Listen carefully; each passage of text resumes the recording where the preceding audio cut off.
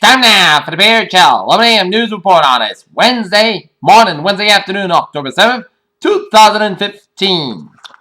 Good morning and afternoon, everybody. I'm Peter Wiggins and News at 9. There, top story at 11 a.m. on this late Wednesday morning, going into Wednesday afternoon. Here is in Beirut, where Russian missiles fired from Caspian Sea warships traveled more than 900 miles to strike targets in Syria on Wednesday as Syrian government forces open up ground offensive into areas that include rebel factions, officials said.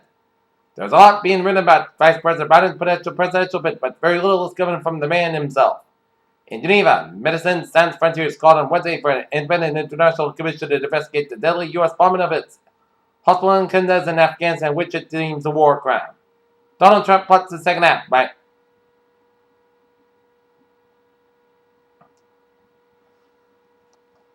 Let's go places like Syria and Iraq. The U.S. government can't figure out how ISIS terrorists got their hands on the hundreds of new Toyota pickup trucks that in Germany's automaker is step 2.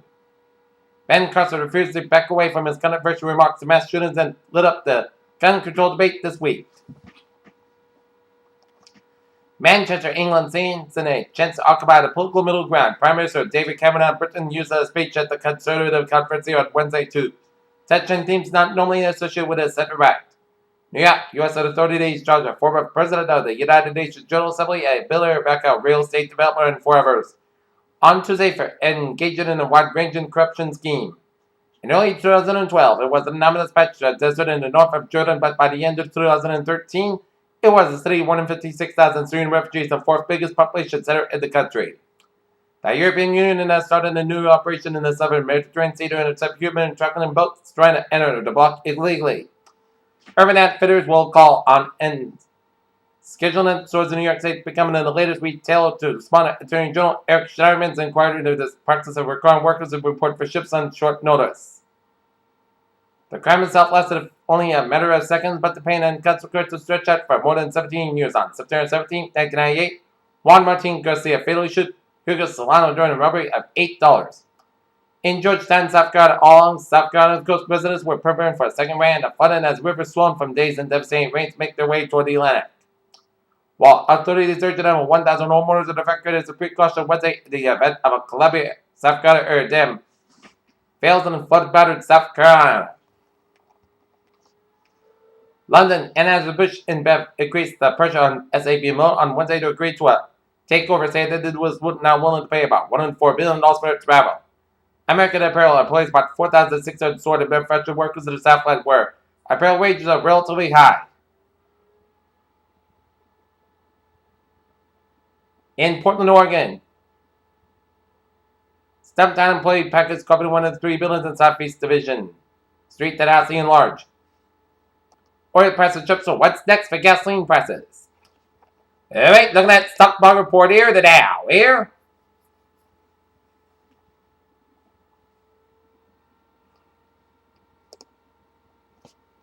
Up 72.49, the price closed at 68.62.68. S&P 500, 1987.88, up 7.96 points, and NASDAQ 4,072.21, up 3.85 points. The 25-year-old model who claims Bill Cosby drugged the sexual auditor at a Playboy Mansion in 2008 has filed a federal civil lawsuit against the legendary comedian. Stockholm, London, a Japanese and Canadian scientist who won the 2015 Nobel Prize for Physics on Tuesday for discovering that elusive subatomic particles called neutrons at mass open a new window into the fundamental nature of the universe.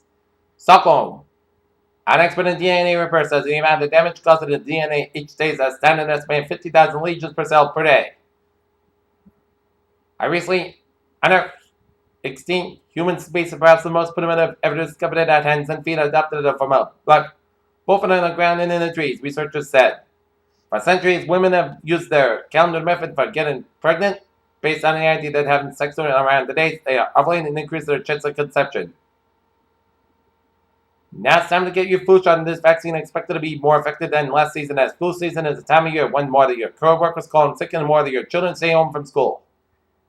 Analysts out of a nationally represented longitudinal sample of adults aged 50 years or older and indicated frequency and in-person social contact with friends and family, and apparently predicted the risk for subsequent depression among this population. One night stands happened, and the New York City Health Department is featuring them as a part of a new birth control ad campaign as he has encouraged women to consider entering devices commonly known as IUDs when choosing a birth control. Here, Joe Newsom, aloha, time for a sports report here.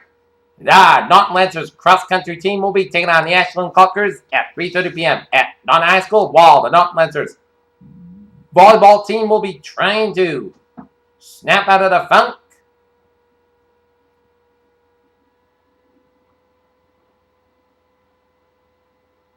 as they'll be taking on the Westwood Wolverines at Norton High School. Game time, 6:30 p.m. here. The New York Yankees season ended with a 3-0 loss to the Astros in the AL wildcard, but there's no reason for the team to hang its head. Tokyo, local favorites, Kate Nishikoi advanced to the quarterfinals of the Japan Open with a 7-6, 3-6-3 victory over Sam Querrey on Wednesday. The match for the first day of the President Cup event set the format of the foursomes and 5 matches to be played on Thursday. Houston Rockets shooting guard James Harden thinks he should have won the 2015 MVP award over Golden State Warriors point guard Stephen Curry. Pierre Chalmers-Am, 11:06 on this.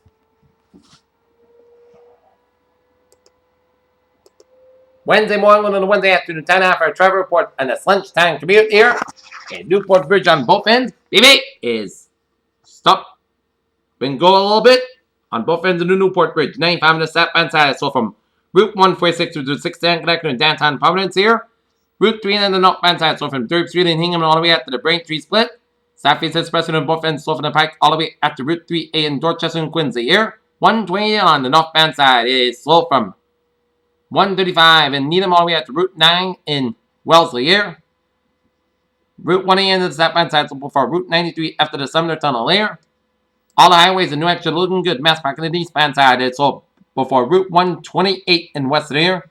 Route 3 in the southbound side, it's so for the Bill Wecker stretch. 495 in the southbound side, so for Route 20 in Andover all the way after before Route 3 in Tewksbury here.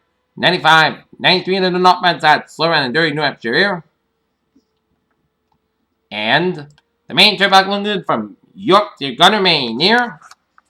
Okay, let's take a look at what is going on the MBTA alerts here.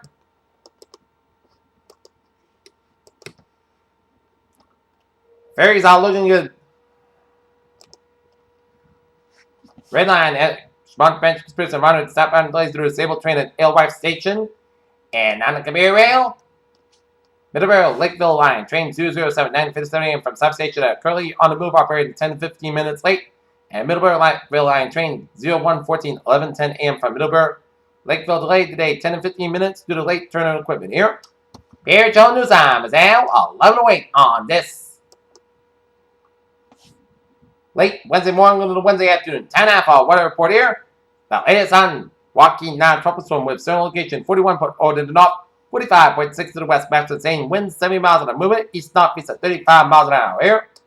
Polar advisory forecast here. Joaquin is expected to become a post-tropical cyclone tonight, and there are no close watches warnings effect at 11 a.m. Atlantic Standard Time. The Southern tropical storm Joaquin was located near latitude 41.0 to the north, longitude 45.6 to the west, and Joaquin is moving toward the east northeast near 35 miles an hour, and there is much of the expected to continue for the next day or two with some decrease in forward speed Friday.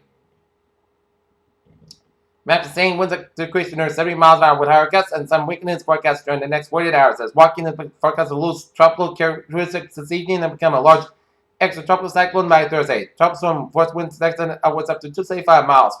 From the center of estimated minimum central pressure 970 millibars at 28 inches here. Surf swells dirty by Joaquin will continue to affect Atlantic Canada during the next day, so swells will be affected much today.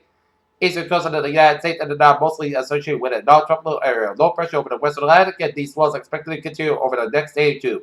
Light feathered surf and whip current conditions are likely in association with the swells. Please consult products for your local wear office here. Alright, 7-day forecast goes like this. For today, sun's got about 73 degrees. Westward about 3 to 5 miles an hour here. Tank, most coast got about 47 degrees. Light variable wind becoming northwest wind 5 to 7 miles an hour in the evening here. Thursday, sun's got about 62 degrees. North at about 5 to 7 miles per coming today afternoon here. Thursday, punch back up to 2 a.m. Miles. Podcast got about 45 degrees. Southeast at about 6 miles per coming after midnight here. Friday, chance of showers may after 10 a.m. Punch back before 7 a.m. Miles. Most guys got about 600 degrees. Transpiration is 40% with south with about 8 to 60 miles an hour here. Friday night, showers likely may after 4 midnight. Most skies got about 47 degrees. Anticipation 70%. Saturday, parts of the podcast got about 57, about 39 degrees. Sunday, most of the most skies got about 61, about 47 degrees. Columbus Day, Sunday podcast got about 67, about 51 degrees. And for Tuesday, most skies got about 70 degrees. Right now, north temperature standing at fair skies, 66 degrees, and humidity 52%. And that is going to be it for the Peter Channel 11 a.m. news reporting on. It's October 7th, 2015 here on Monday. Previously, have a good afternoon with a good positive. Do you